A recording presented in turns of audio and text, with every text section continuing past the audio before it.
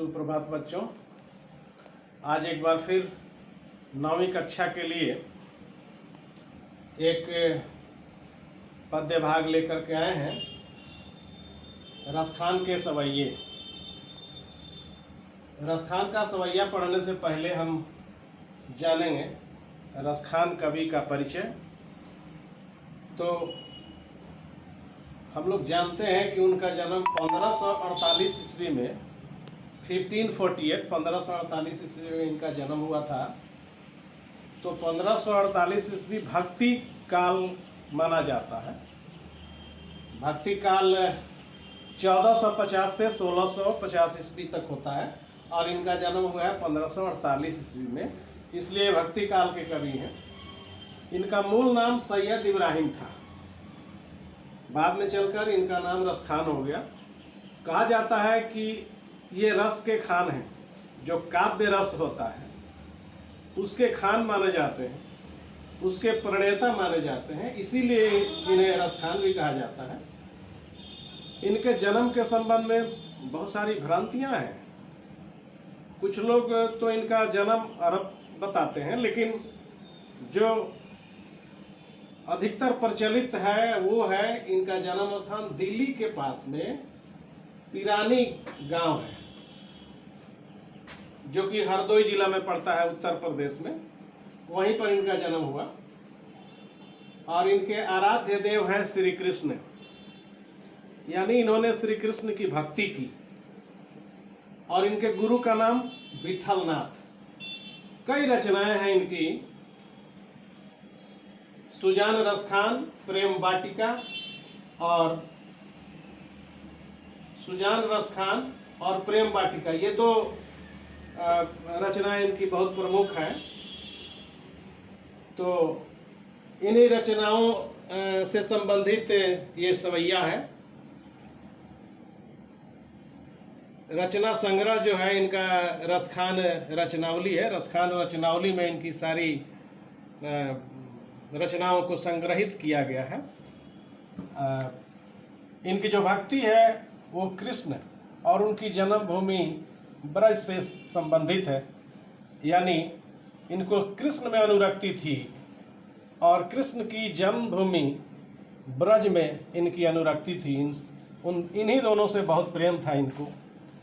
इनके काव्य में कृष्ण की रूप माधुरी, ब्रज की महिमा, राधा कृष्ण लीलाओं का वर्णन आदि मुख्यतया मिलता है।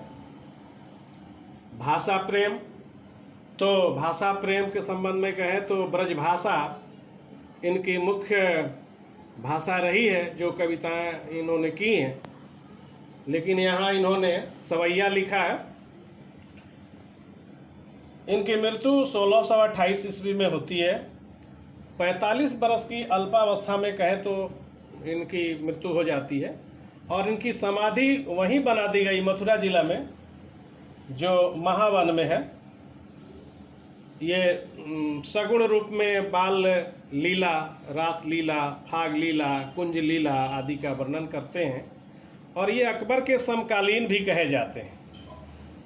तो अकबर का जो काल था वो भक्ति काल से ही संबंधित था। 1548 जो कि यहाँ पर लिखा हुआ है, ऊपर देख लिया जाए, 1548 ईस्वी जो है ये भक्ति काल से संबंधित है। तो मैं, चूंकि रसखान भक्ति काल से संबंध रखते हैं, इसलिए मैं भक्ति काल के बारे में थोड़ी सी जानकारी आपको देना चाहूँगा, जो कि नीचे यहाँ हमने लिखा है। यहाँ देख लीजिए, काल का विभाजन, हिंदी का जो काल विभाजन हुआ उसके अनुसार आचार्य रामचंद्र शुक्ल ने हिंदी को 4 कालों में बांटा, काल विभाजन किया। आदिकाल, भक्ति काल, रीति काल और आधुनिक काल। आदिकाल जो आरंभ होता है वो 1050 से 1450 ईस्वी तक।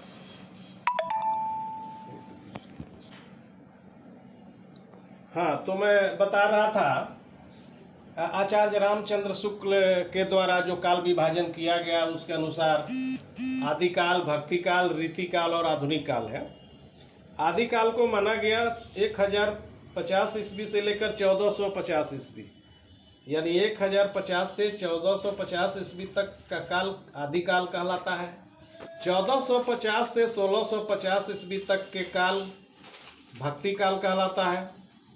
और 1650 से 1900 ईस्वी तक रीति काल कहा जाता है। और 1900 से अब तक आज तक आधुनिक काल माना जाता है। तो हमें ज़रूरत है केवल आज भक्ति काल से, क्योंकि हम भक्ति काल के कवि रसखान को बता रहे हैं।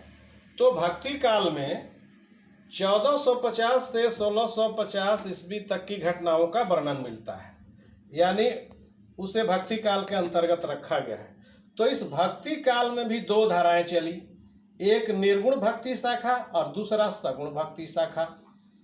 निर्गुण भक्ति शाखा के कवि कबीरदास माने जाते हैं और सगुण भक्ति शाखा में दो धाराएं चली। सगुण भक्ति शाखा में इसके दो भेद हो गए, दो धाराएं चल पड़ी, एक राम भक्ति की शाखा और दूसरा कृष्ण भक्ति की शाखा। राम भक्ति शाखा में प्रमुख कवि तुलसीदास कहलाए और कृष्ण भक्ति शाखा में सूरदास, रसखान आदि बहुत सारे कवि हैं, लेकिन सूरदास प्रमुख हैं और रसखान भी, जो कि यहाँ पर सवैया के माध्यम से श्री कृष्ण की आराधना की है इन्होंने। तो यही रसखान जो है, जिनका जन्म 1548 में हुआ और 1450 ईस्वी में भक्ति काल शुरू हो गया था, तो 1548 से 1628 के बीच में रसखान रहे, इसीलिए ये भक्ति काल के कवि माने जाते हैं। और भक्ति काल में भी ये सगुण भक्ति के, कृष्ण भक्ति शाखा के प्रमुख कवि माने जाते हैं। तो इसी भक्ति काल के कवि रसखान के बारे में हमने यहाँ सारी बातें बताई हैं। और अब हम चलेंगे जो इस पाठ का मूल तत्व है, यानी कविता की पंक्तियों पर चलेंगे। इसमें दो सवाइयों को हमने रखा है आज के लिए, पहला और यहाँ दूसरा है। तो हम शुरू करेंगे अब पहला सवैया और देखते हैं कि इसमें क्या है। अभी के लिए धन्यवाद।